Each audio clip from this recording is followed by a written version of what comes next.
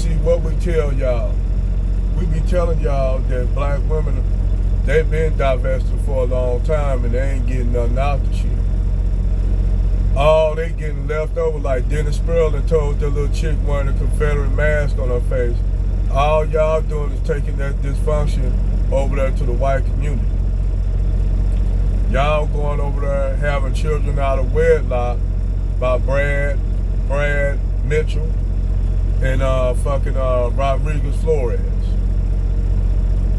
Y'all going over there having kids out of wedlock with them, and that's why you got a high rates of black women that have children out of wedlock more than black men, because black women are not.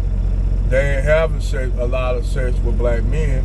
They're having a lot of unprotected sex with non-black men. And that's why you have more children out of wedlock by non-black men than by black men. That's why black women have more children out of wedlock. So what's that telling you? They getting laid, they getting bedded, but not wedded. So that's why I say, yeah, they can go over the fence. They've been doing it, and they ain't winning over there. They not winning over there. The statistics don't even point that out. So while Kristen Curson up here talking about she hooking black women and white men up, all she doing is hooking them up for Brad to get laid. That's all she doing. Brad to keep that Keisha around for a few months and then kick her to the curb and call Kristen Curson, can you find another one? She didn't work with us. But the truth of the matter is, Brad Mitchell and Mr. Flores, they getting the same black women that we get. And why you thinking those relationships are not working over there? And why you think Brad and Manuel Flores are the first ones to leave out the relationship? Why you think they're the first ones to leave black women and not the other way around? Because you know what them white men and shit figure out? They getting the same black woman that black men get. But a lot of times those guys don't even want them women they don't even want them women like that. And that's what the whole thing is. You got a lot of these Keishas get with Brad and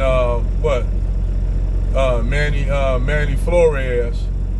They get with them, and a lot of times those guys just take them to poundtizy for a few seasons, and then kick them to the curb, and then go back to their women. See, what they do is use black women for a dry spell. When they women ain't popping off over there, they come to black women and use them as a pen cushion. And black women don't see that. They think they be winning. Then they don't find out till later on they was being used by white men for sex and Latino men for sex. That's why you find all these black women that dated numerous white dudes, numerous white dudes at first end up with black dudes. And y'all niggas pick up they sloppy seconds. I'm talking to y'all niggas that's up here dating all these black chicks that's been nothing but with white men. All they do when them white men they choose them get tired of taking them to poundtizy. What do all them black Keishas come to? Who they come back to? Y'all niggas that take them in. Y'all niggas. Instead of letting say, nah, we good, we pass. You been over there, you got a history with white men. Nope, we don't want you. Y'all niggas so high, y'all just so hyped to get y'all a woman. And if she looks somewhat good, y'all take white man sloppy seconds. Ugh. That's not a good look, black men. That's not a good look to take white man's Brad sloppy seconds. I don't give a fuck how fine she is. If that bitch got a history of laying up with Brads, nah, I'll pay.